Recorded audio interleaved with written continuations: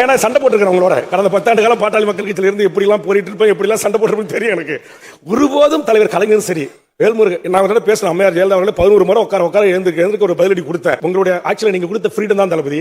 நான் பார்க்குறேங்க அதிமுக மாண்புமிகு எடப்பாடியிலிருந்து அத்தனை முன்னாள் அமைச்சர்களும் நம்முடைய அமைச்சர்கள் எம்எல்ஏக்களோட கைகுலுக்கி நட்பு பாராட்டி நீங்க இல்ல வரத்துக்கு முன்னாடி இங்க வந்து பேசுற இந்த வரலாறு இருக்கு பாருங்க, இது தமிழ் சமூகத்துக்கு தேவை. அம்மையார் ஜெயலலிதா இருக்கும்போது பார்த்தாலே முடிஞ்சு போச்சு மறுநாள் பதவி காலி.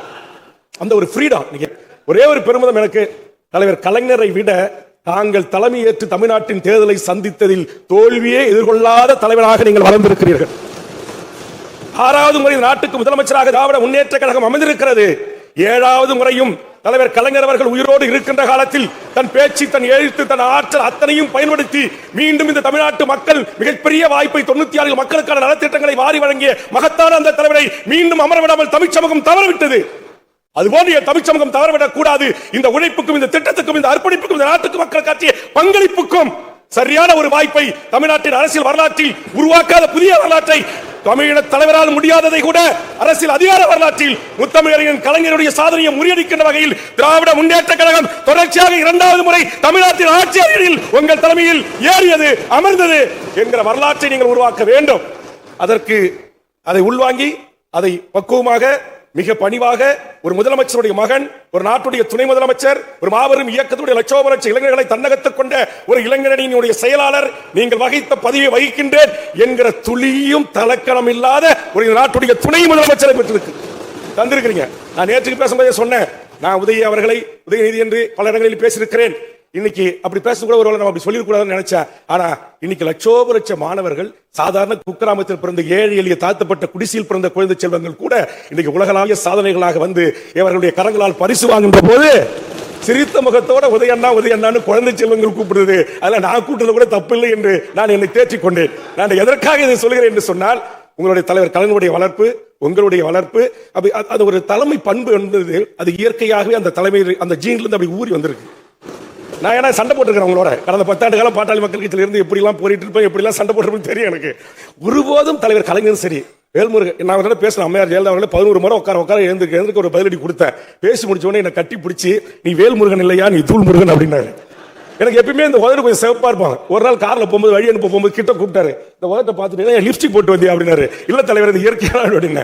அதனால எவ்வளவுதான் எதிர்வரிசையில் நின்று நாம் விமர்சனம் செய்தாலும் சொற்போர் செய்தாலும் கூட அதை மிக லாகவமாக தனதாக்கி கொள்ளுகிற ஒரு மகத்தான தலைவன் முத்தமிழறிஞர் கலைஞர் அவர்கள்.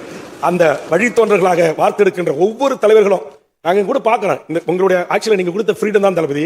நான் பார்க்குறேங்க, அதிமுக மாண்புமிகு எடப்பாடியிலிருந்து அத்தனை முன்னாள் அமைச்சர்களும் நம்முடைய அமைச்சர்கள் எம்எல்ஏக்களோட கைகுலுக்கி நட்பு பாராட்டி நீங்க இல்ல வரத்துக்கு முன்னாடி இங்க வந்து பேசுற இந்த வரலாறு இருக்கு பாருங்க, இது தமிழ் சமூகத்திற்கு தேவை. வாழ்கின்ற காலம் கொஞ்ச காலம், ஆனா அரசியலா மக்களை நம்ம சந்திக்கிறோம், தேர்தலுக்கு வரோம். ஆனா இங்க எதிர்முதமாக இருக்குது. அம்மையார் ஜெயலலிதா இருக்கும்போது பார்த்தாலே முடிஞ்சு போச்சு மறுநாள் பதவி காலி. அந்த ஒரு ஃப்ரீடம் இன்னைக்கு ஏவ வேளாண்லாம் இன்னைக்கு தங்க சொன்ன பல அமைச்சர்கிட்ட அத்தனை அதிமுக எனக்கு தெரிஞ்சு எடப்பாடி தவிர அத்தனை பேர் வந்துட்டாங்க. இங்க லாபியில் அத்தனை பேர் வராங்க, பேசுறாங்க, கை கொடுக்குறாங்க, அன்பு பாராட்டுறாங்க, நட்பு நலம் விசாரிக்கிறாங்க. இந்த மாண்பை உங்களுடைய காலத்தில் உருவாக்கி தந்திருக்கிறீர்கள். அந்த மாண்பை கடைபிடிக்கிற அமைச்சர் பெருமக்களுடைய எம்எல்ஏ மாவட்ட கழக செயலாளரையோ ஒருபோதும் நீங்களோ துணை முதலமைச்சரோ அறிந்து கொள்ளவில்லை. அதையும் நான் எண்ணி பார்க்கிறேன்.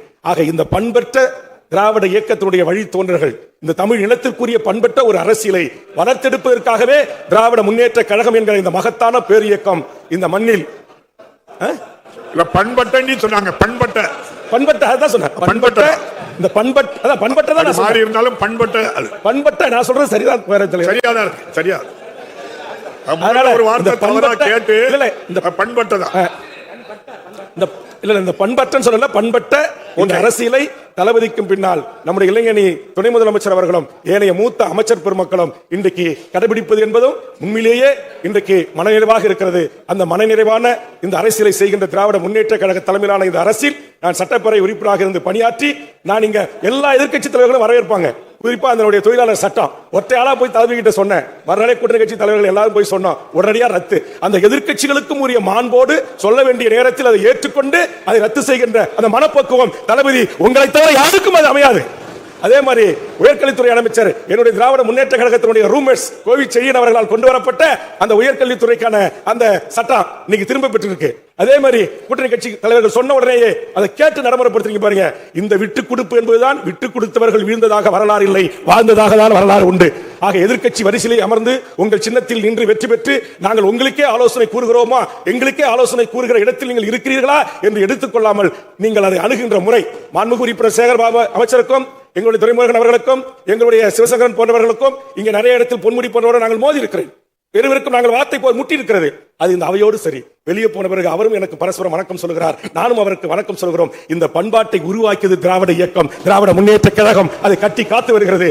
ஆக அந்த வகையில் மனநிறைவாக என்னுடைய இந்த சட்டமன்ற பணிகளை நிறைவு செய்து, இதற்கு சண்டை போட்டாலும் வாய்ப்பு கொடுத்த எங்களுடைய பேரவை தலைவர், துணைத் தலைவர் அவர்களுக்கும், நம்முடைய அரசு கொறடா அவர்களுக்கும், நம்முடைய அனைத்து அமைச்சர் பெருமக்களுக்கும், அனைத்து சட்டப்பேரவை கட்சியினுடைய தலைவர்களுக்கும், மாண்புமிகு உறுப்பினர் பெருமக்களுக்கும், பத்திரிகை ஊடக நண்பர்களுக்கும், இந்த அவைக்கும் மீண்டும் ஒரு முறை உங்களை போன்ற உழைப்பாளிகள், உங்களை போன்ற மக்களை குறித்து சிந்திக்கக்கூடியவர்கள் இந்த வயதிலையும் இன்றைக்கு தமிழ்நாடு முழுவதும் அது எப்படிதான் சாத்தியமோ தெரியல. அது எப்படிதான் சாத்தியமோ தெரியல.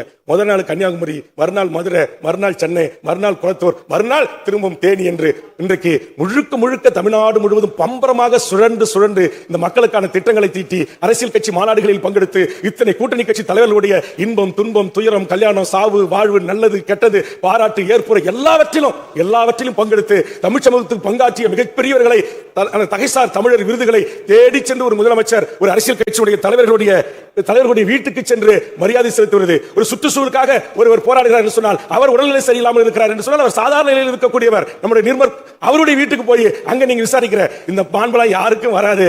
அது வந்தது தலைவர் கலைஞர் வழிவந்த உங்களுக்கு வந்திருக்கிறது. எல்லாவற்றுக்கும் மேலாக தலைவர் கலைஞர் அவர்கள் எனக்கு அரசு உறுதிமொழி குழு தலைவர் பதவி தந்தார். அதே பதவியை மீண்டும் 2 ஆண்டு காலம் நம்முடைய தளபதி அவர்களுக்கு எனக்கு தந்து தமிழ்நாட்டின் 38 மாவட்ட ஆட்சித்தலைவர்களோடு அரசுமுறை பயணங்களை மேற்கொண்டு என் சக குழுவுடைய உறுப்பினர்களோடு வெற்றிகரமாக அந்த ஆய்வறிக்கைகளை எல்லாம் இந்த பேரவையில் நான் தாக்கல் செய்கின்ற வாய்ப்பை எனக்கு 3வது முறை வழங்கிய நம்முடைய தளபதி அவர்களுக்கும், இந்த அமைச்சரவைக்கும், துணை முதலமைச்சருக்கும் மீண்டும் ஒரு முறை என் நெஞ்சம் நிறைந்த நன்றியை கூறி நிறைவு செய்கிறேன். நன்றி. இந்த இடத்துக்கு வருவதற்கு 3வது முறை வாக்களித்த என் தொகுதி மக்களுக்கும் அவர்கள் இருக்கும் திசையை நோக்கி வழங்கி நிறைவு செய்கிறேன். நன்றி, வணக்கம்.